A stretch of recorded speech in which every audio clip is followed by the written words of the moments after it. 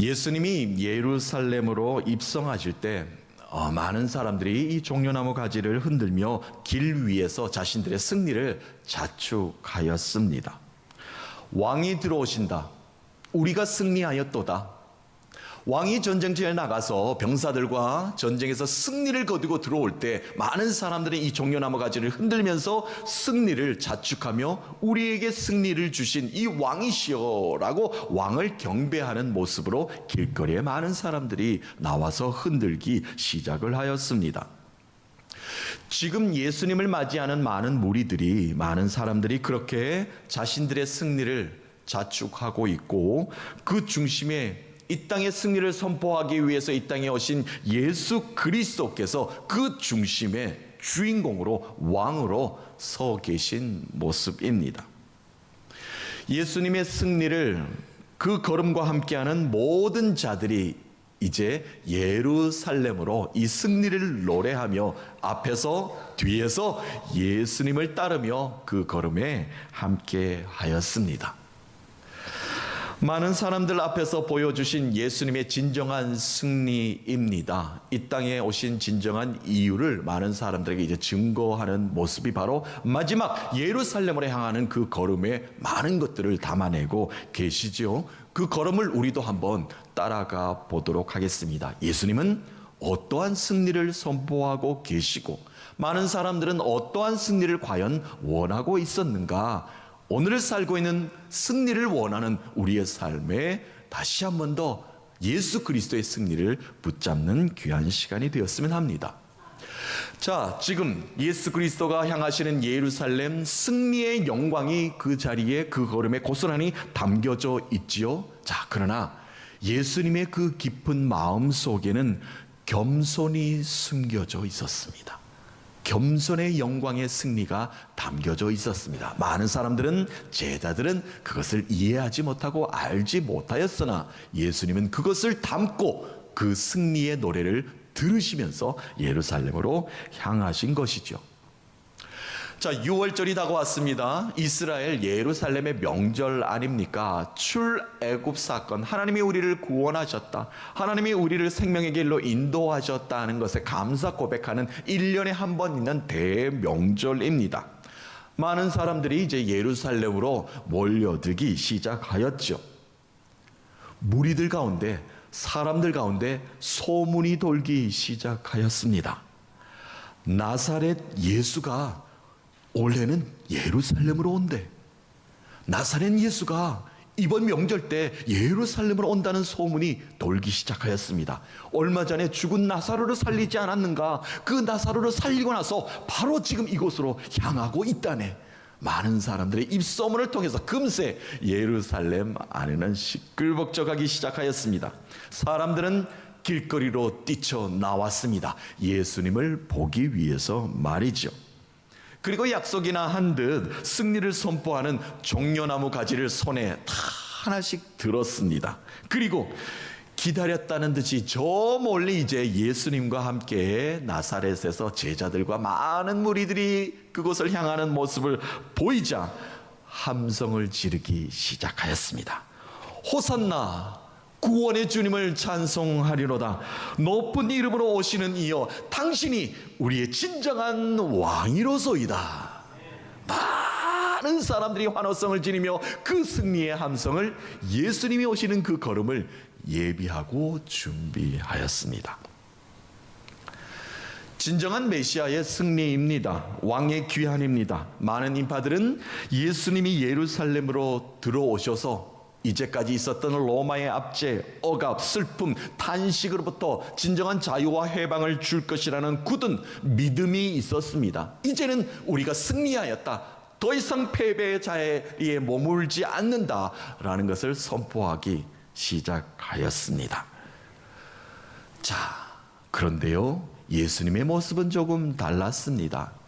왕이로소이다, 왕의 귀환을 노래하면 왕은 백성들을 향해서 담내로 손을 드는 것이 마땅하지 않습니까? 백성들에게 손을 흔들며 진정한 왕의 모습으로 예루살렘 성 안으로 들어오는 것이 바로 왕의 모습, 백성들이 바라는 모습 아니었겠습니까? 그런데 예수님은 왕의 위엄을 보이신 것이 아니었습니다. 제자들이 어디서 끌고 온 조그만 나귀를 타기 시작을 하십니다. 그것이 바로 많은 사람들의 승리의 함성, 그 속에 예수님이 나귀를 타는 모습을 보이신 일입니다. 자, 오늘 말씀의 시작 어떻게 문을 여는가 한번 볼까요? 12절부터 14절까지 말씀입니다. 그 이튿날에는 명절에 온 큰 무리가 예수께서 예루살렘으로 오신다는 것을 듣고 종려나무 가지를 가지고 맞으러 나아가 외치되 호산나 찬송하리로다 주의 이름으로 오시는 이 곧 이스라엘의 왕이시여 하더라. 그러나 예수는 한 어린 나귀를 보고 타시니. 자, 그렇죠? 왕의 모습과는 조금 다른 행동을 예수님께서 이제 시작을 하십니다. 그래? 너희들이 바라는 승리가 이것이냐? 너희들이 원하는 왕의 모습이 이것이더냐?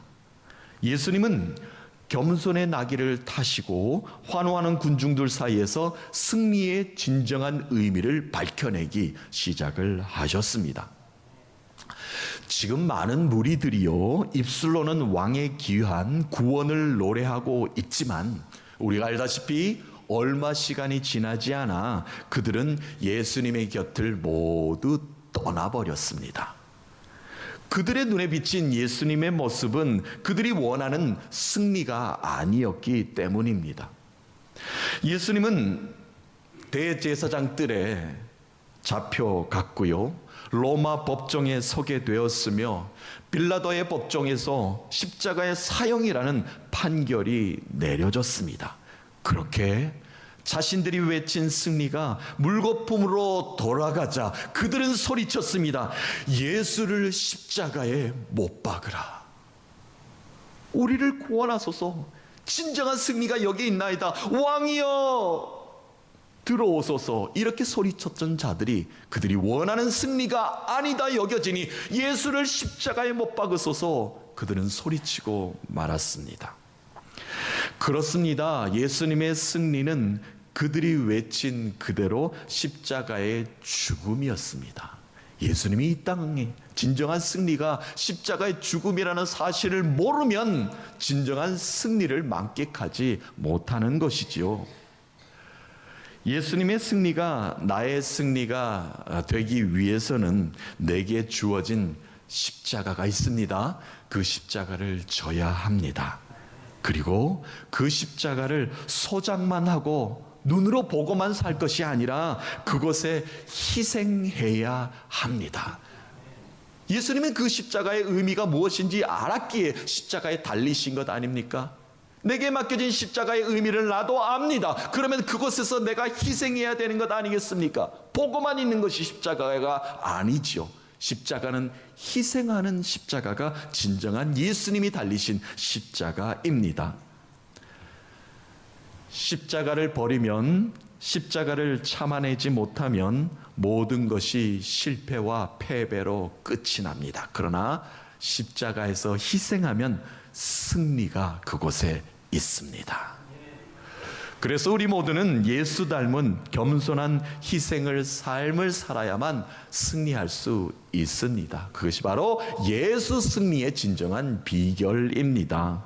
겸손히 섬기는 것이 승리입니다. 자신을 낮추어 누군가를 높여줄 수 있는 마음이 승리의 마음입니다. 지는 것이 이기는 것입니다. 가시면류관 쓰는 것이 생명의 면류관을 쓰는 것입니다. 십자가의 희생이 영원한 생명을 얻는 길입니다. 그것이 바로 예수님이 보여주신 승리의 길입니다. 사랑하는 성도 여러분, 예수 십자가의 승리가 여러분의 승리가 되시기를 주님의 이름으로 축복합니다. 예수 그리스도를 본받아서 겸손한 모습으로 승리의 삶, 그 한 주를 사시는 여러분 되시기를 주님의 이름으로 축원합니다. 우리가 승리를 외치고 응원할 때 VRCTORY, 빅토리를 많이 외치죠. 자, 빅토리를 외치며 손가락으로 V를 이렇게 합니다. 다들 이거 하면 승리, 우리는 우리는 이길 것이다, 승리할 것이다.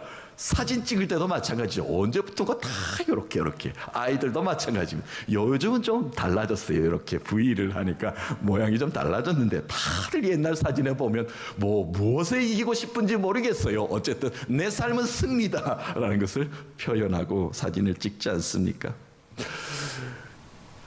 이 승리, 빅토리의 어원은 우리가 아는 이 백년 전쟁 알죠? 백년 전쟁 당시에 영국군 병사들이 포로로 잡혀갔을 때의 일입니다. 나도 포로로 잡혔고 다른 병사도 포로로 잡혔는데 눈으로 알 것 아닙니까? 포로로 잡혀왔구나 아는데 저 멀리서 서로를 향해서 나는 멀쩡하다, 걱정하지 마십시오, 나는 괜찮습니다, 활시위를 당기는 검지와 중지를 이렇게 들어 보이는 것으로 나는 건재합니다, 괜찮습니다, 나는 살아있습니다 라는 것을 서로 이렇게 소통을 했다고 해요. 그래서 그 V가 유래가 되었습니다. 그 후에 시간이 지나서 2차 세계대전 당시에 윈스턴 처칠이 연합군이 승리할 때, 승리가 거의 눈앞에 다가왔을 때 제스처를 취했다고 합니다. 이제 우리에게 승리가 다가왔다. 그때 그 병사들이 했던 것처럼 V를 많은 병사들 앞에 보이면서 다녔다고 해요. 그래서 승리하고 돌아오는 병사들이 이 윈스턴 처칠이 했던 모든 모습을 따라서 우리가 승리하였다, 우리가 승리하였다 외치면서 세상에 널리 알려지게 되었다고 합니다. 전쟁에서 승리가 얼마나 귀합니까? 얼마나 기뻤으면 손으로 이렇게 서로 인사하며 나누며 우리의 승리를 자축했겠습니까? 자, 그렇습니다. 예수님도 공생애를 시작하면서요, 빅토리, 승리를 선포하면서 시작하셨습니다. 예수님의 마지막도 승리입니다. 그런데 예수님의 공생애 시작도 승리의 모습으로 시작을 하였습니다. 우리가 예수님의 승리하면 잘 알다시피 가장 먼저 떠오르는 것이 40일 금식 기도 후에 사탄으로부터, 마귀로부터 시험을 이기신 것 아니겠습니까? 완벽하게 예수 그리스도의 승리의 모습입니다. 자, 이 사탄의 세 가지 시험, 우리가 너무나 잘 아는 이야기인데요. 자, 이 땅을 우리가 살아가면서 이 세 가지 시험 정도만, 이 유혹 정도만 이겨내도 예수 그리스도의 승리를 세상 가운데 선포하며 살고 있을 것이다, 살 수 있을 것이다 라고 우리는 여겨집니다. 자, 예수의 승리가 나의 승리가 되기 위해서는 예수님이 승리하는 모습을 어떠한 모습인가? 물질의 욕망을 먼저 이겨내야 됩니다. 물질의 욕망, 세상을 살면서 인간의 가장 흔들리는 부분이 바로 그 부분이기도 하죠. 그런데 물질의 욕망에서 승리할 수 있다면 예수님처럼 사탄과 마귀와 악한 세계를 이기면서 살 수 있을 것이라 여겨집니다. 예수님이 40일 금식 기도하니까 배가 고프셨어요. 인간의 육체를 입고 오셨으니까 이제 허기가 질 법도 하지 않습니까? 사탄이 예수님 가까이 왔습니다. 그리고 유혹하기 시작을 합니다. 내가 하나님의 아들이거든 이 돌로 떡을 만들어 먹어보라. 이 돌이 많이 보이지 않느냐? 이걸로 떡을 만들어 먹어보라. 가능한 일입니다. 예수님께 불가능한 일이 무엇이 있겠습니까? 능력으로 다 떡을 만들어서 배고픔을 채울 수도 있습니다. 하지만 예수님은 그렇게 하지 않으셨죠. 예수님이 말씀하십니다. 사람이 떡으로만 살 것이 아니요 하나님의 입으로부터 나오는 말씀으로 살 것이니라. 육의 양식이 아니라 영의 양식으로 우리가 살아야 합니다. 영의 양식으로 배고픔을 감사할 수 있어야 합니다. 그것이 바로 승리하며 사는 삶입니다. 또한 세상의 유혹과 사탄의 속삭임을 단호하게 물리칠 수 있어야 됩니다. 사탄은 어느 순간 내 귓전에 가까이 와서 속삭입니다. 유혹합니다. 그런데 그 유혹을 과감하게 예수 이름으로 떨쳐버릴 수 있어야 된다는 것이에요. 마귀는 예수님을 데리고 성전 꼭대기로 올라갔지요. 그리고 말합니다. 여기서 한번 뛰어내려 보라. 주의 사자들이 너를 다치지 않게 받아주지 않겠는가? 너를 도와주지 않겠는가? 걱정하지 말고 한번 뛰어내려 보라. 예수님이 화가 나셨어요. 사탄아 물러가라. 주 너의 하나님을 시험하지 말라. 하나님의 보호하심을 의심하지 말고 우리는 신뢰해야 합니다. 염려와 근심과 걱정의 마음이 찾아오면 나 스스로 나를 시험합니다. 그 시험은 바로 하나님을 향한 시험이라는 겁니다. 절대 그런 시험이 우리의 삶의 마음속에 자리 잡아서는 안 됩니다. 그것을 떨쳐버리는 것이, 과감히 하나님을 시험하지 않겠노라 선포하는 것이 예수 승리의 삶을 사는 비결이다, 우리에게 가르침을 줍니다. 마지막으로 사탄이, 마귀가 예수님을 또 높은 산으로 데려갑니다. 그리고 온 천하 열방을 다 보여줍니다. 이 모든 것을 너에게 다 줄 것이다. 단 한 번만 내게 절하여 보라. 내게 경배하여 보라. 사탄아 썩 물러가라. 오직 나는 하나님을 경배하고 섬기노라. 나의 목적을 위해서 세상의 악과 타협하지 말아야 됩니다. 세상의 유혹에 손잡지 말아야 합니다. 내 손에 다 들어온 것 같고 내 손에 쥐어진 것 같아도 그것을 잡지 말아야 됩니다. 왜요? 그것이 승리가 아니다는 것을 우리는 알기 때문에 그러합니다. 나의 목적을 위해 세상과 타협하지 않는 것, 그것이 바로 예수로 승리하는 삶인 줄로 믿습니다. 사랑하는 성도 여러분, 오늘도 나를 시험하는 사탄의 공격을 예수 이름으로 승리를 선포하는 믿음의 권속들, 승리의 권속들 되시기를 주님의 이름으로 축복합니다. 마지막 한 가지만 나누겠습니다. 예수님의 승리는 영원한 생명을 우리에게 안겨줍니다. 영원한 생명.